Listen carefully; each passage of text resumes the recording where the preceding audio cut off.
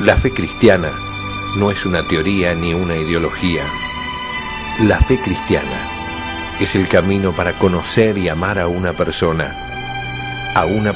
que vive, a Jesucristo.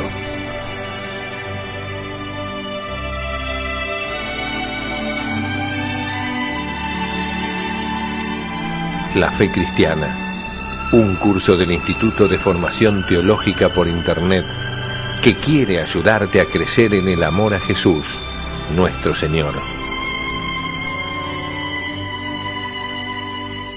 En nombre del Padre, del Hijo y del Espíritu Santo. Amén. Ave María Purísima, sin pecado concebida. Queridos amigos, hoy hacemos un programa más sobre nuestro curso de la fe cristiana. Veremos el tema 28, la gracia y las virtudes. Son muchas las cosas que diremos en esta media hora y por eso a la clase de hoy, al programa de hoy, al tema de hoy, le voy a dar bastante ritmo. Como ustedes saben, si me quieren escribir para que yo les envíe la presentación o los textos, lo pueden hacer a juanmariagallardo@gmail.com o gmail.com. Muy bien, entonces la primera idea a desarrollar es que desde toda la eternidad y antes de la creación del mundo, Dios ha llamado al hombre a participar de su propia vida trinitaria. Este es el fin último de las criaturas. Hemos sido creados para amar a Dios, para estar con Él, ¿no? Evidentemente, esto es un don de Dios, ha sido su iniciativa, es una gracia, un don. Por eso dice el Catecismo que esta vocación es una vocación sobrenatural, esta vocación a estar con Dios, a compartir con Dios nuestra eternidad. Y para conducirnos a este fin último sobrenatural, Dios nos concede ya en la tierra un inicio de esa participación que será plena en el cielo. Y Santo Tomás lo llamaba como una incoación de la gloria. Y este don es la gracia santificante, que nos hace partícipes de la vida divina, nos hace semejantes a Dios.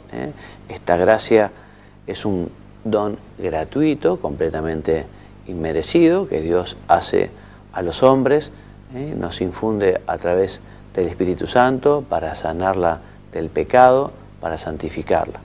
La gracia es una participación en la vida de Dios, es lo que hace al hombre santo, lo que hace al hombre bueno, lo que hace al hombre parecido a Dios. Por eso es una nueva vida, dejamos esa vida natural para entrar en el orden sobrenatural, como un nuevo nacimiento. Ya se lo ha dicho Jesús a Nicodemo, ¿no? Quien no naciere de nuevo, ¿no? tendrá. Y ese nacer de nuevo es nacer a la vida de la gracia, es nacer al orden sobrenatural. Es tomar conciencia de que somos hijos de Dios, hijos en el Hijo, hijos en Jesucristo. Esta gracia nos introduce en la intimidad de la vida trinitaria como hijos adoptivos por medio del Espíritu Santo, que nos hace conformes al Hijo unigénito, o sea, a Jesucristo, y por eso podemos llamar Padre a Dios. La gracia es gracia de Cristo, porque nos llega como participación de la gracia de Cristo. Toda gracia nos llega a través de Jesucristo. Y también esta gracia nos configura con Jesucristo, nos hace semejantes a Cristo, nos hace parecidos a Cristo, nos hace conformes a Él. Teniendo su origen en Cristo, nos llega en y a través de la Iglesia su cuerpo, y por ello, por medio de las palabras de Dios y de los sacramentos, especialmente del bautismo. O sea que nosotros recibimos la primera gracia con el bautismo, que nos hacemos hijos de Dios, se nos perdona el pecado original, recibimos la gracia santificante, y después recuperamos la gracia santificante cuando, habiéndola perdido, nos confesamos y nos acercamos contritos a pedir perdón a Dios. Es gracia del Espíritu Santo porque es infundida en el alma por el Espíritu Santo que inhabita en el cristiano, como templo, somos todos templos del Espíritu Santo, el Espíritu Santo inhabita en nuestra alma. Y la gracia santificante se llama también gracia habitual. ¿Por qué? Porque es una disposición estable que perfecciona al alma por la infusión de virtudes para hacerla capaz de vivir con Dios, de obrar por su amor. O sea que la gracia nos hace virtuosos. Esto es, ya lo veremos, una facilidad para hacer el bien. Por esto sí puede hablarse de un estado de gracia en el cristiano, cuando estamos justamente en ese estado de amistad con Dios, estado de gracia que perdemos cuando lo ofendemos gravemente, cuando pecamos mortalmente, cuando cerramos así una barrera, cuando cerramos una persiana, cuando echamos a Dios de nuestra alma. Pero Dios nos permite que recuperemos esa gracia santificante o esa gracia habitual cuando pedimos perdón. Hacemos un acto de contrición perfecta, tenemos ese propósito de confesarnos y lo hacemos cuanto antes. Bien, y esta gracia obra dos efectos principales que veremos a continuación. Uno es la justificación y el otro es la santificación. ¿Qué es la justificación? Bueno, todos recordamos que después de ese pecado original, después de ese pecado de nuestros primeros padres, de Adán y Eva, el hombre quedó con la naturaleza dañada, herida, con una cierta inclinación hacia el pecado. Y justamente fue Jesucristo el que nos ganó la posibilidad de recuperar la amistad con Dios, de recuperar también la gracia, ¿no? Por eso se llama justificación al paso del estado de pecado al estado de gracia o de justicia, porque la gracia nos hace justos, nos hace santos. Esta tiene lugar en el bautismo, la primera vez, lo hemos dicho, y también cada vez que Dios nos perdona a través del sacerdote, del presbítero o del obispo, mediante la absolución en el sacramento de la penitencia o de la reconciliación. Por eso la justificación es la obra más excelente del amor de Dios que perdona siempre, como la parábola del hijo pródigo, sale al encuentro de aquel que lo abandonó, de aquel que lo traicionó, de aquel que lapidó sus bienes de mala manera. En cambio el Padre nos recibe, nos abraza y organiza una fiesta en el cielo porque como pecadores nos hemos arrepentido, hemos pedido perdón. La santidad o la santificación es el llamado que nos hace Dios para vivir de esta manera aquí en la tierra, como santos, pareciéndonos a Jesucristo, llenos de gracia, de forma tal de poder también alcanzar la bienaventuranza. Dios no niega a nadie su gracia, porque quiere que todos los hombres se salven. Y todos los hombres se pueden salvar, todos, ¿no? También los no bautizados, por los méritos de Cristo, porque toda gracia, todo mérito llega a través de Cristo, pero aquellas personas que no han conocido el Evangelio, pero que han vivido rectamente, siguiendo su conciencia, que han buscado el bien, que han buscado la verdad, esos hombres también están llamados a ser santos, también están llamados a la bienaventuranza, están llamados a llegar a Dios. Dios a todos da su gracia, nos dice San Pablo en su carta a Timoteo, todos los fieles están llamados a la santidad. La gracia es en nosotros la fuente de la obra de la santificación, porque hemos dicho, ¿no? La gracia nos identifica con Dios, la gracia nos hace partícipes de la vida divina, la gracia nos asemeja a Dios. La gracia sana y eleva nuestra naturaleza, que como hemos dicho estaba dañada por el pecado de origen, ¿no? Y la gracia nos hace capaces de obrar como hijos de Dios y de reproducir en el bautizado la imagen de Cristo. Pues todos en la tierra estamos llamados a ser Cristo, a dejar obrar al Espíritu Santo para que en cada uno saque la imagen de Cristo, ser alter Cristo, otro Cristo, ipse Cristo, el mismo Cristo. Parece una herejía, ¿no? Pero es el objetivo de los hombres, ¿no? Parecerse a Cristo, aprovechar esa gracia, ese don, ese regalo, vivir una vida virtuosa, una vida en la que uno elige hacer el bien, ¿no? Y Dios que nos va conformando con la gracia, nos va haciendo, nos va modelando en Cristo. Esta semejanza con Cristo se manifiesta especialmente a través de las virtudes, ¿no? Cuando un hombre es sincero, es veraz, cuando la persona es bondadosa, compasiva, justa, templada, prudente, cuando una persona vive las virtudes, entonces se parece cada vez más a nuestro Señor Jesucristo.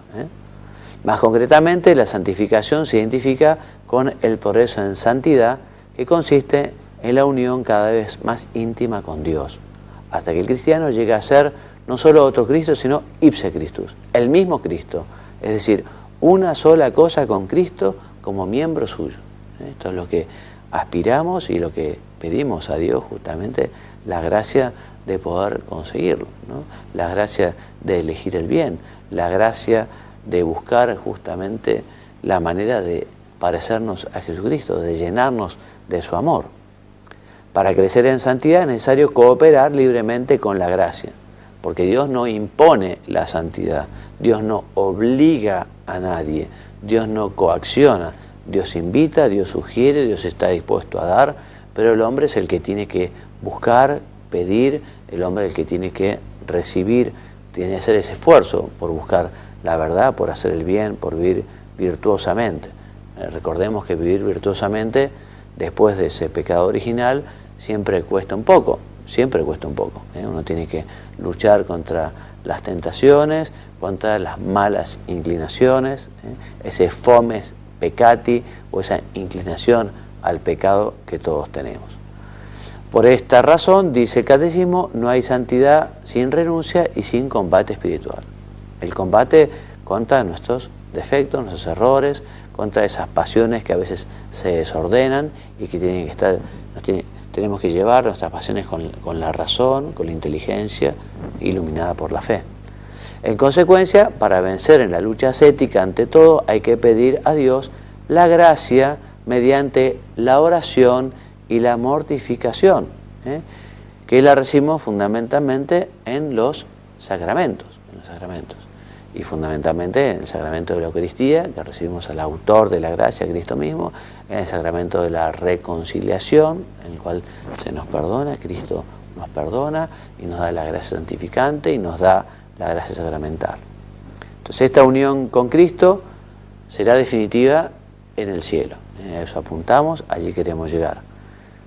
Por esto a nadie le es garantizado de antemano la propia salvación. Hay que pedir a Dios la gracia de la perseverancia final.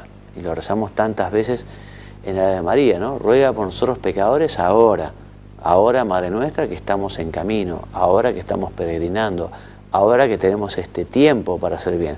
Ruega por nosotros pecadores ahora y en la hora de nuestra muerte, para que efectivamente ese sea el momento del paso a la bienaventuranza eterna, sea el paso al cielo, que vos vengas a buscarnos, Madre nuestra, que nos lleves de la mano a Jesús y que podamos confundirnos con un abrazo con el Señor y que Él nos pueda decir, bueno, muy bien, siervo bueno y fiel, entra a gozar al gozo de tu Señor. Si uno no alcanza este fin o esta meta, la vida no tuvo sentido, porque nuestra vida es para eso, es preparación para gozar de la visión beatífica, para gozar del cielo. Las virtudes, vamos a ver las virtudes teologales, vamos a ver las virtudes cardinales, vamos a ver las virtudes humanas. En términos generales, virtud, ¿qué es? Es una disposición habitual y firme para hacer el bien. Entre ellas, las virtudes teologales son las que se refieren directamente a Dios. Y son tres las virtudes teologales: la fe, la esperanza y la caridad, que uno no puede conseguir con su propio esfuerzo, sino que son infundidas por Dios en el alma de los fieles para hacerlos capaces de obrar como hijos de Dios. La fe, ¿qué es? La fe es la virtud teologal por la que creemos en Dios y en todo lo que Él nos ha dicho y revelado y que la Santa Iglesia nos propone. Eso es la fe, creer en todo lo que Dios me ha revelado.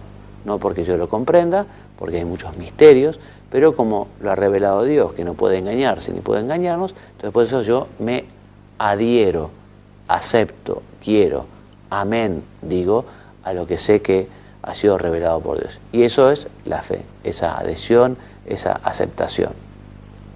Por la fe el hombre se entrega entera y libremente a Dios y se esfuerza por conocer y hacer la voluntad de Dios.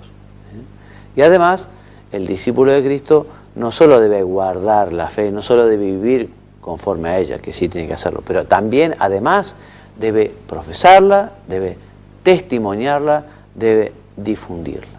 Tenemos que llevar esta fe a todos los hombres. La esperanza es la virtud teologal por la que aspiramos al reino de los cielos y a la vida eterna como felicidad nuestra, poniendo nuestra confianza en las promesas de Cristo y apoyándonos no en nuestras fuerzas, sino en los auxilios de la gracia del Espíritu Santo. Son pecados contrarios a la esperanza, la desesperanza, o sea, pensar que ni Dios puede salvarme, o la presunción, que es el pecado de decir, bueno, yo no necesito a Dios, me alcanza con mi sola fuerza. La presunción y la desesperanza son pecados opuestos a la esperanza. Y la caridad es la virtud teologal por la cual amamos a Dios sobre todas las cosas por Él mismo y a nuestro prójimo como a nosotros mismos por amor a Dios.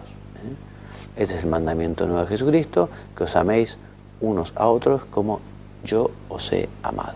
Estamos llamados a amar a los demás con el mismo corazón de Cristo, como Cristo nos amó. Las virtudes humanas. Las virtudes humanas son actitudes firmes, disposiciones estables, perfecciones habituales del entendimiento y de la voluntad, que regulan nuestros actos, ordenan nuestras pasiones y guían nuestra conducta según la razón y la fe.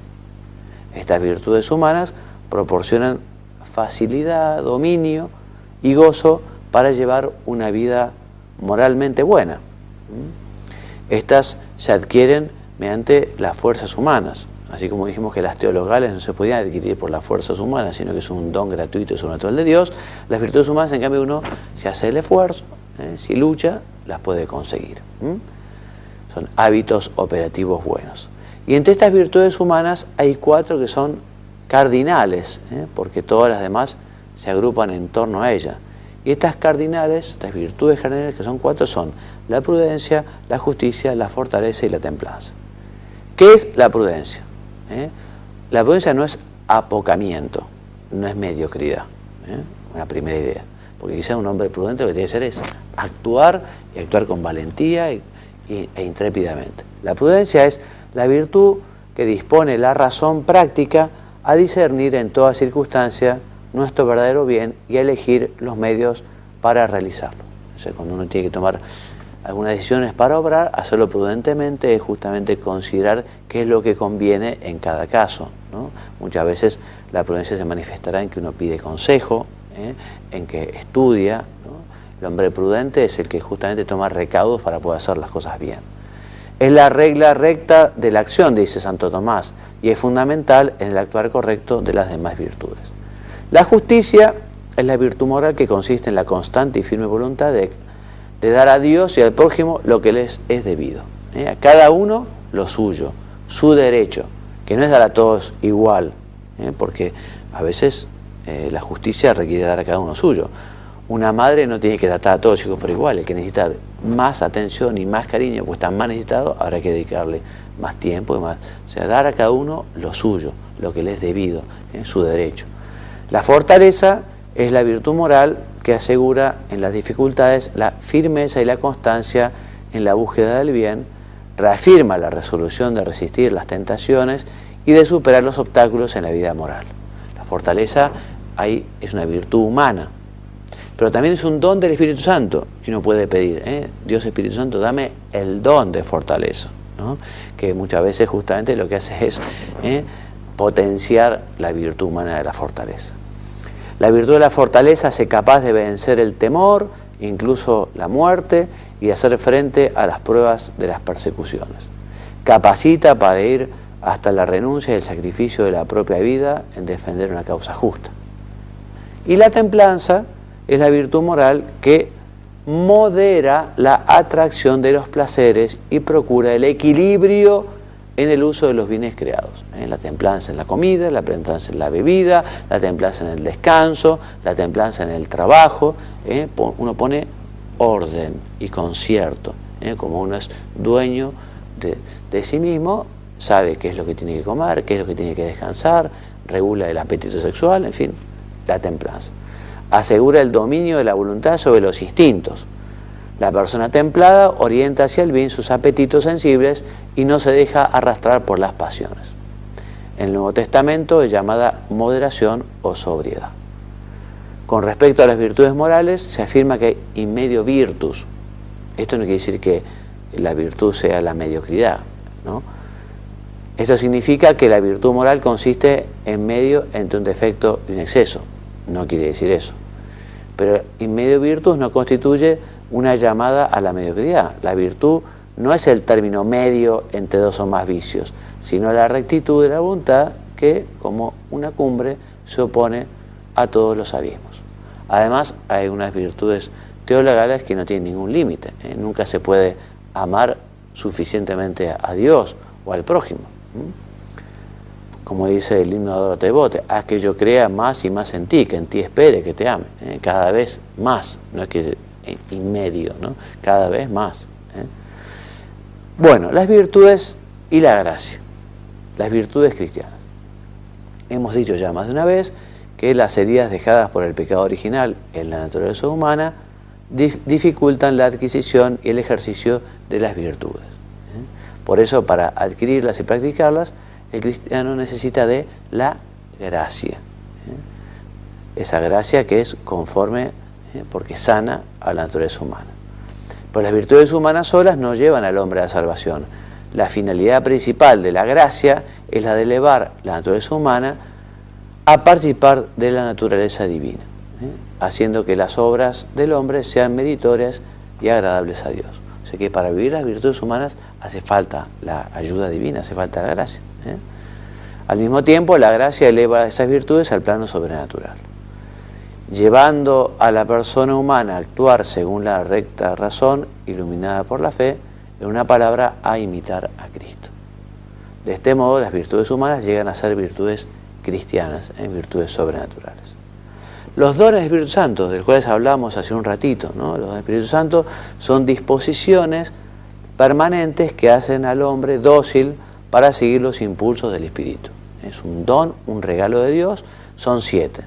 El don de sabiduría, para comprender y juzgar con acierto acerca de los designios divinos.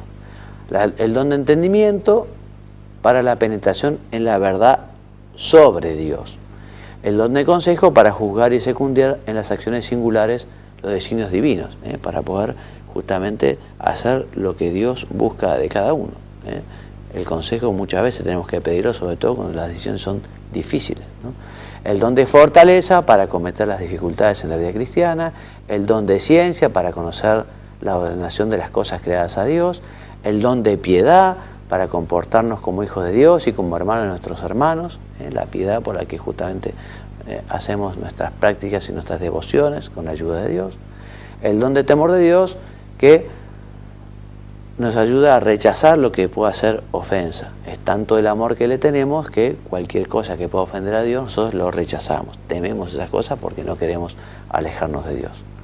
Y los frutos del Espíritu Santo son perfecciones que forman en nosotros el Espíritu Santo como primicia de gloria eterna. En el capítulo 5 de la carta a los Gálatas se enuncian 12 frutos del Espíritu Santo, que son la caridad, el gozo, la paciencia, la longanimidad, la bondad, la benignidad, la mansedumbre, la fidelidad, la modestia, la continencia y la castidad.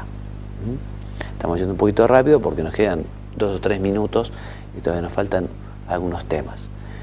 El tema de las pasiones.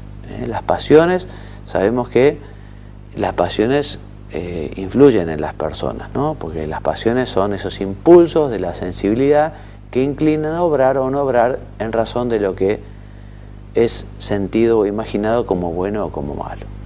Son movimientos del apetito sensible y que serán buenos o malos según nos ayuden a hacer el bien, según nos acerquen a Dios o según nos lleven a hacer el mal. Dependerán cómo uno maneje esas emociones. La pasión influye mucho en la vida moral. En sí mismas no son buenas ni malas. Son moralmente buenas cuando contribuyen a una acción buena y malas en caso contrario. Pertenece a la perfección humana el que las pasiones estén reguladas por la razón, dominadas por la voluntad. O sea que uno tiene que manejar las pasiones. No puede ser que las pasiones dominen a la persona. Para causar Para encauzarlas habitualmente al bien se necesita la ayuda de la gracia, ¿no? Efectivamente la gracia nos ayuda a llevar las pasiones por el camino que corresponde. La voluntad, si es buena, utiliza las pasiones ordenándolas al bien. Ah, muy bien. Menos mal que conseguimos terminar. Pensé que no lo conseguiríamos. Vamos a pedirle entonces al Espíritu Santo que nos llene de la gracia, que nos haga virtuosos, a Dios que nos dé las virtudes teologales, la fe, la esperanza, la caridad. Nosotros luchemos por tener las virtudes humanas, especialmente las teologales, y pensemos que los dones del Espíritu Santo, al pedirlos, justamente nos ayudan a poder obrar bien y a poder ser virtuosos, a poder ordenar las pasiones, que justamente tenemos que tener una pasión por hacer las cosas bien, ¿no? Y la pasión que nos lleva a hacer el mal la tenemos que justamente limitar, desechar, superar. Como bibliografía básica, el Catecismo de la Iglesia Católica, en los números 1762 al 70, 1913 al 32 y 1987 al 2005. Como lecturas recomendadas, la Homilía de Virtudes Humanas de San José María y Santo Tomás de Aquino de la Prima Secunda y la cuestión 22.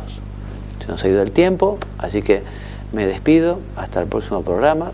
Que Dios los bendiga y los haga muy santos. Muchas gracias.